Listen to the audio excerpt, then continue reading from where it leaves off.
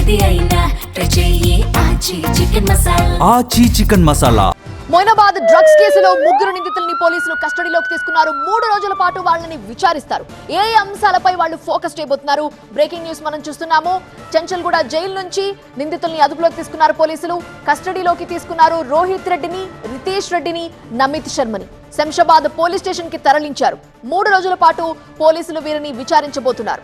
మాజీ MLA Rohit Reddy farm house లో drugs కేసులో ఈ విచారణ కొనసాగుతోంది. ఈ నెల 14న దాడులు నిర్వహించి డ్రగ్స్ ని పట్టుకుంది ఈగల్ టీం. నిందితులని పోలీసులు కస్టడీకి కోరగా కోర్టు కూడా అనుమతించింది. డ్రగ్స్ సరఫరా నెట్వర్క్ కి సంబంధించి కూపీలాగనున్నారు పోలీసులు. మా ప్రతినిధి జ్యోతి మరిన్ని వివరాలు అందించడానికి సిద్ధంగా ఉన్నారు. జ్యోతి, వీళ్ళకి డ్రగ్స్ సరఫరా చేసింది ఎవరు, నెట్వర్క్ ఏ విధంగా ఉంది, ఈ అంశాలతో పాటు మరి ఏ అంశాలపై పోలీసులు విచారణ చేయబోతున్నారు వీళ్ళని?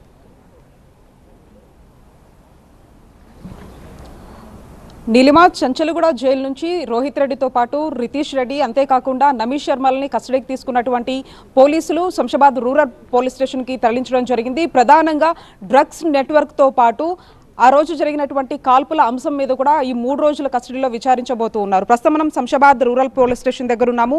ప్రధానంగా వీళ్ళకి డ్రగ్స్ సరఫరాలో భాగంగా మొదటి రోజు అంటే ఎప్పుడైతే పట్టుబడిన తర్వాత కౌశిక్ రవి అనే వ్యక్తి షిమ్లా నుండి తీసుకొని వచ్చారు అని చెప్పేసి ఆ రోజు చెప్పడం జరిగింది. ఆ తర్వాత ఎవరినైతే 10 మంది ఆ పార్టీలో అటెండ్ అయిన తర్వాత 7 కూడా విచారించినటువంటి క్రమంలో అభిషేక్ సింగ్ అనే ఒక వ్యక్తి పేరు తెర మీదకి రావడం జరిగింది. గతంలో కూడా అభిషేక్ సింగ్ రోహిత్ రెడ్డి కండక్ట్ చేసినటువంటి పార్టీలకు సంబంధించి అతను డ్రగ్స్ని సరఫరా చేయడం జరిగిందని చెప్పేసి కొంతమంది ఇచ్చినటువంటి సమాచారం మేరకు అందులో కూడా ప్రధానంగా రోహిత్ రెడ్డి డ్రైవర్గా ఉన్నటువంటి శరత్ మాత్రం ఎవరైతే అభిషేక్ సింగ్ దగ్గర నుంచి ఓఆర్ఆర్ దగ్గర నుంచి ఈ యొక్క డ్రగ్స్ని తీసుకొని వస్తానని చెప్పేసి చెప్పడం జరిగింది.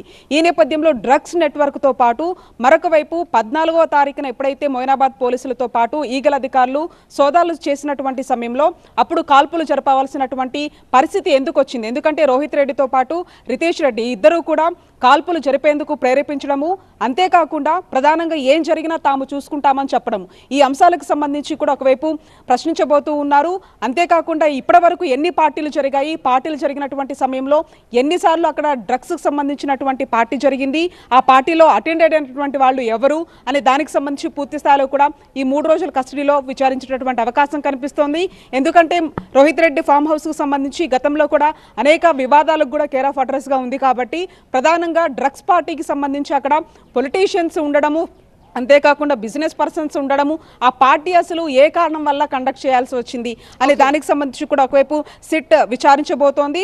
మరొక వైపు కాల్పులు జరిగినటువంటి మొయినాబాద్ ఫామ్ హౌస్ కూడా తీసుకెళ్లేటటువంటి అవకాశం కనిపిస్తుంది 3 రోజులు. ఓవరాల్గా కూడా చెంచల్గూడ నుంచి ఈ 3 నిందితుల్ని కస్టడీకి తీసుకున్న తర్వాత శంషాబాద్ రూరల్ పోలీస్ స్టేషన్కి తీసుకురావడం జరిగింది. మరికొద్దిసేపట్లోనే వీళ్ళకి సంబంధించినటువంటి మొదటి రోజు కస్టడీకి సంబంధించినటువంటి విచారణ ప్రారంభం కాబోతోంది. రైట్ జ్యోతి.